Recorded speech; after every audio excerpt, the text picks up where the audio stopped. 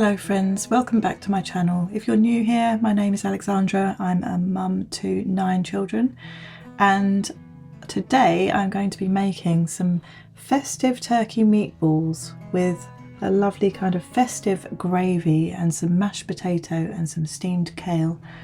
And this I kind of made up as I went along. I got some turkey in the flash sale when I ordered my shopping from Ocado. So I got a kilo of turkey for £4.80, which I thought was a bargain. But I'm not used to getting turkey mince, so I was racking my brains for ages thinking, what should I do with this turkey mince? I didn't know what kind of thing to make with it. I wasn't sure what to do. And then I thought I'll try to make some Christmassy kind of turkey meatballs, and so this is what I've come up with, and it turned out so well, so I thought I'd share the recipe with you today. Talk you through the recipe as I go along, and I will also leave a link to the recipe below. To my big mixing bowl, I've got in here a kilo of turkey mince. I've used turkey thigh mince because that's a lot more juicy and succulent. If you used turkey breast mince, then that would be maybe a bit too dry, but if that's all you have, then give that a go. And to that I have added salt, some pepper, I ground some black pepper, mixed spice. I got some sage from the garden, about a tablespoon of that I would say. I've added some breadcrumbs in there. I just used I had some stale pitters. You know how kids love to leave the pitters open, the packet, so they go stale. So I just ground them up a bit and I used that for the breadcrumbs. But you can use whatever bread you've got to hand. If you haven't got any stale bread, just toast a couple of slices of bread, or however many slices you need, and then once you've toasted it, then you can grind it up, and that always seems to work well for breadcrumbs in a recipe when I've not had any available. I'm pretty much always on a tight budget, and there's something satisfying about not having enough money to get exactly what you want. I know that sounds strange, but I find it really pushes you to be more creative and more inventive, and I really kind of enjoy that. It's weird but true. So many people are chasing after riches. All they want is money, money, money. They want to be rich and they think that will solve all their problems. I don't think you should wish for anything really.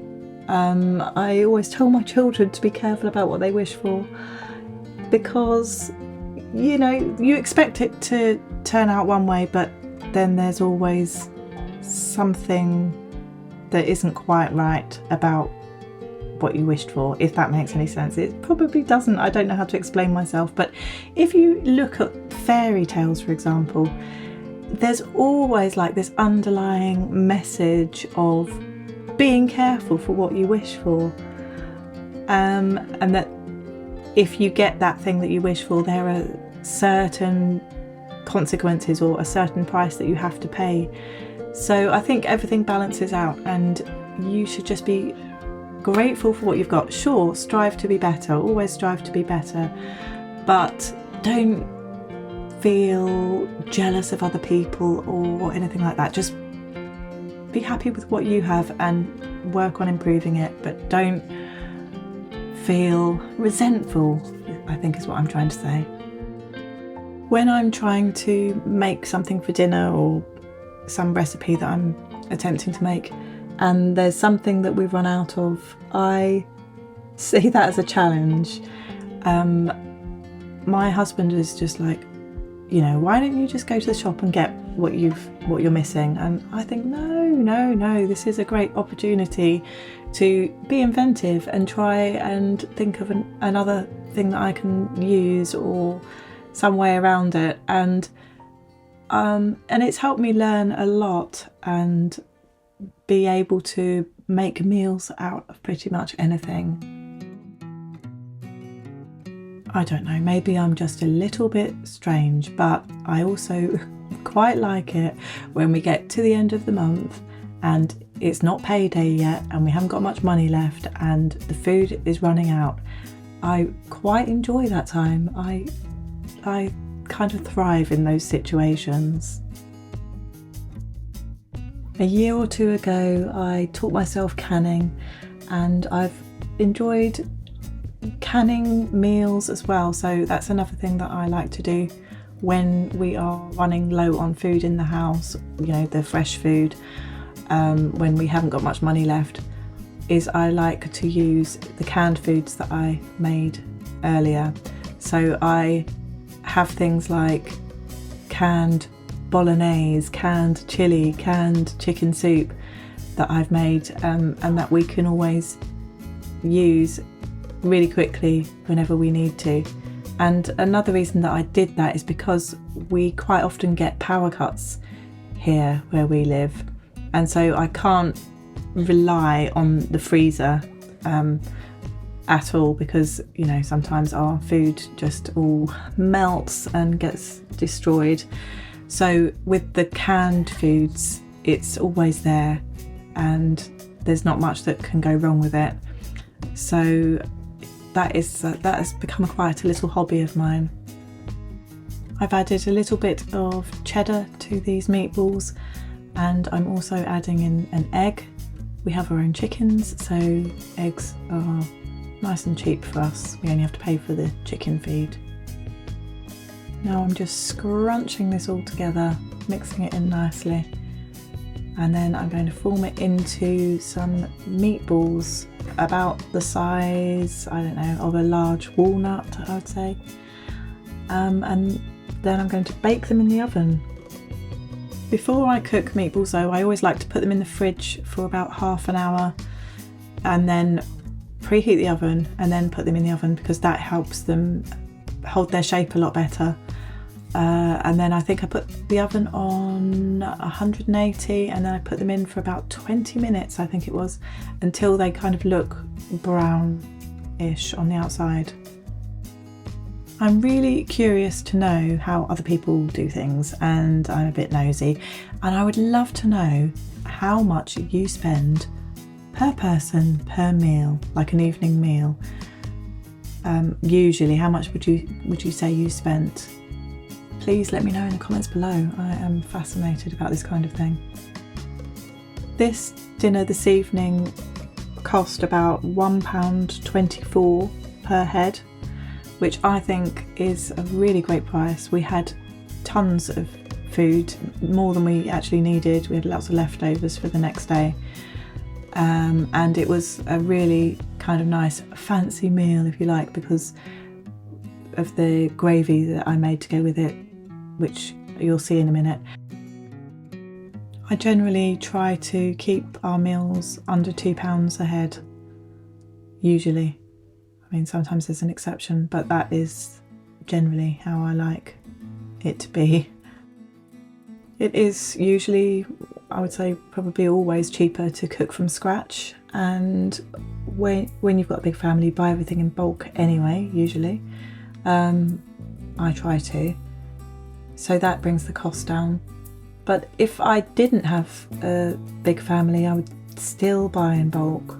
I remember when my family was smaller and I still did buy in bulk and cook in bulk, and then I would freeze 1 or 2 extra meals and put them in the freezer each time. So yeah, that is definitely a good way to be saving some pennies.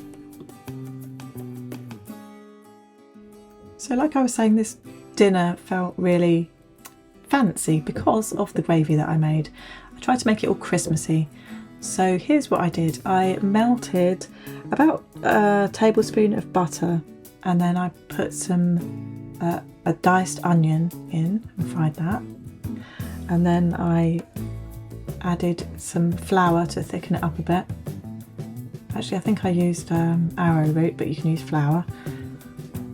And then I added in some chicken stock, and then this is the bit that makes it lovely and Christmassy. I put the zest of one orange in and the juice of one orange, and about 100 or so mils of mulled wine.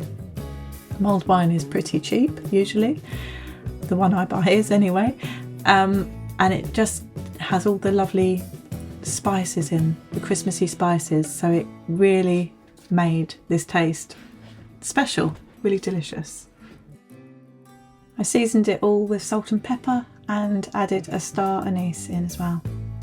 I just left that simmering away while the meatballs were cooking in the oven for 20 minutes, and also while I was boiling the potatoes to make some mash, and I also steamed some kale at the same time as well. Does your cooking change much season to season, or is it pretty much the same all year round? I think it's nice to kind of change with the seasons, it just gives it a bit more variety, doesn't it? Otherwise you get sick of eating the same old thing. It's nice to be a bit more seasonal, I think. I'm going to be doing lots of baking this week, Christmassy, festive type things, lots of sweet treats. It's been a while since I have done a proper big baking day, so I'm going to be doing that, and I shall record that for you and be sharing that very shortly, so please subscribe if you haven't already. I find cooking really relaxing. If I ever need to de-stress, then if I just go and cook something, it really does help calm me down. After the festive turkey balls have finished cooking in the oven, I take them out and I add them to the gravy, and I let them simmer away in there for probably about 10 minutes while I'm just mashing the potato and serving up the rest of the dinner. And now it's time to plate up. On the orange plate, that is William's, and he's only 4, so he only gets a small portion. We all had a lot more than this. There was plenty to go around and leftovers for the next day as well, and everybody thoroughly loved it. Thanks for watching, and please give the video a thumbs up if you enjoyed it. See you again soon. Bye.